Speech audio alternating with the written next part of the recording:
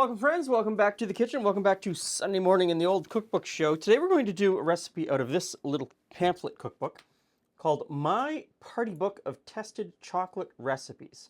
Easy desserts and refreshments with America's favorite flavor. This is put out by the Baker's Chocolate Company. 1938, by this point they're owned by General Foods. I have a lot of Baker's Chocolate cookbooks.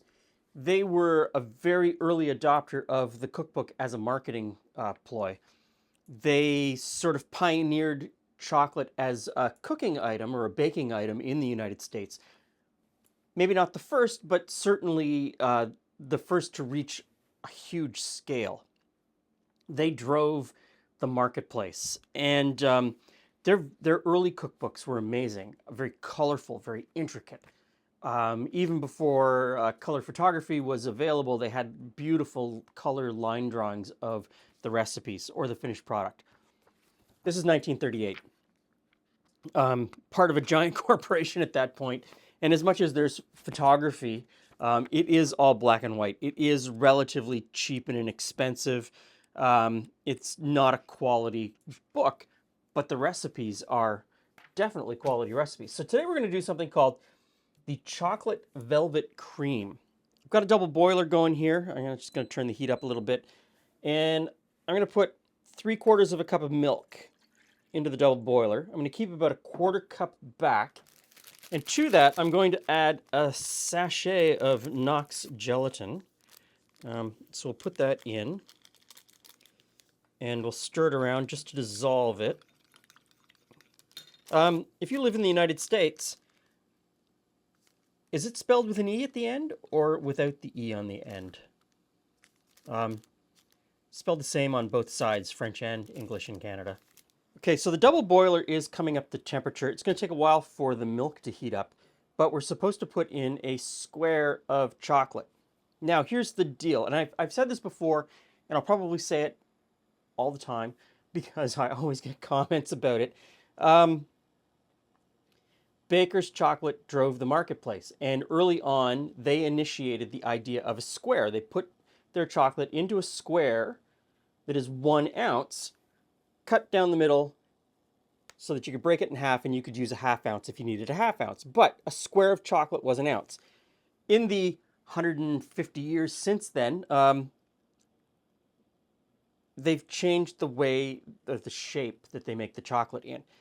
But a square of chocolate is still 1 ounce. They were so influential early on that a lot of the other companies that made chocolate for baking and cooking adopted that square shape because it was the shape, and they adopted the language of square to mean 1 ounce. So if you see that in a recipe and you don't know what a square is, don't think of it as a shape, just think of it as a weight, 1 ounce of chocolate.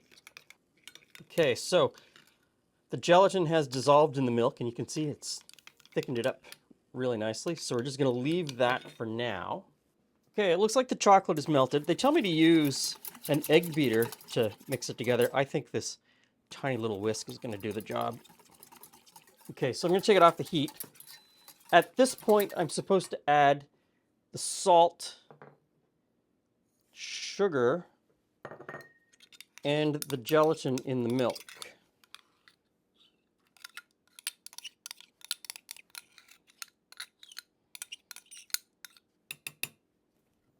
And we'll whisk that all together until it's smooth.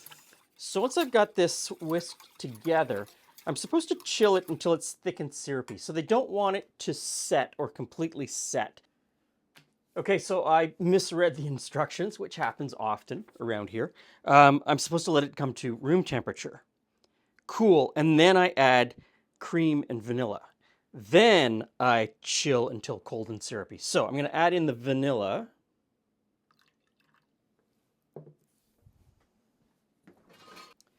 And a cup of cream.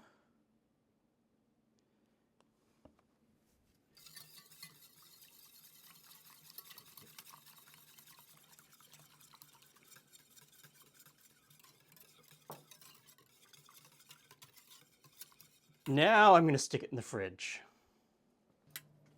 Okay, I think I think we've kind of reached a point where we're ready to whip it. So I don't believe that this is strictly necessary, this ice thing. Tells me to put the bowl inside another bowl with ice.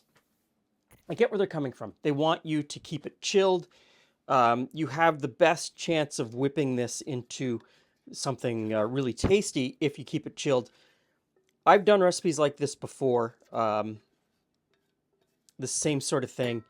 And if you're using a stand mixer or, this,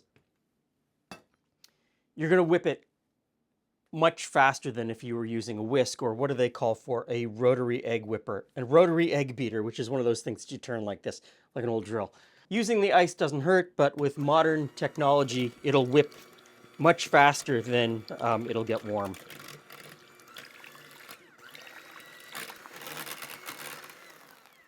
Okay, so I've been whipping this for quite some time. It has thickened. It's increased in volume, probably doubled in volume.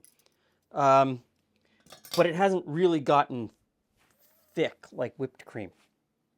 It does tell me that it should get fluffy and thick like whipped cream. So it is a little bit fluffy. It has thickened, but it's not super thick. Now it tells me to turn into individual molds and chill until firm. And then I'm supposed to unmold. I imagine they want me to flip it over onto a plate and have like a Jell-O thing. I don't know. I don't think I can flip it out of these just because of the way they're shaped. And I wanted to do glass because I always think that glass presents better. So if I was going to serve these at a dinner party, I probably would serve them in the glass rather than trying to turn them out. So let's see if we can get this portioned and move on. You know what? It probably is way thicker than I had said. Look, yeah, that's pretty thick actually. Okay, there's one. Okay, so I got 6. It says serve 6, and I got 6, which is really wild because often that doesn't happen. Okay, so into the fridge and let them firm up. Hey, Glenn. Hey, Jules. Ooh, chocolatey things? Chocolate. Hi, friends. Chocolate Sorry, velvet the chocolatey cream. thing overwhelmed me. Chocolate what cream? Chocolate velvet cream. Is it like what I call milk jello, which is not milk jello, No. but what is it called? No. Well, yes. Panna cotta. Panna cotta, yes. No. I mean, there is gelatin in it, and there is milk and cream. Remember those chocolate shots that the pastry chef did for us at that restaurant once, and then we did the video here, where you mixed the gelatin with the chocolate and the milk and then whipped it? Yes. Kind of this. This is the Depression era version of that. Now it says that I feel like I need to toast. I know. I'm supposed to turn it out, but I don't think That's not turning no, out. that's not. Well, you also have something that's anyway. Oh. It's very. Okay, he's already doing the dance, I see. Oh. Okay. So here's something I've never had. So it's got that creamy. Yeah. Yeah, you can tell that. Yeah. Jell-O pudding pops or Jell-O pudding. Remember Jell-O pudding? Mm-hmm. Do they still make that? Mm-hmm. I never had it. This is essentially Jell-O pudding, isn't it? No. No? No. Okay. Jell-O pudding does not have this kind of whipped. The texture's amazing. Mm-hmm. Absolutely amazing. Now, this is 1938. Great Depression. Blah, blah, blah, blah, blah. I'd double up the chocolate. You're not. You know, you could... 2 squares? Yeah. 1 square's not enough? 1 square's not enough. That's pretty good. How many to make? 6.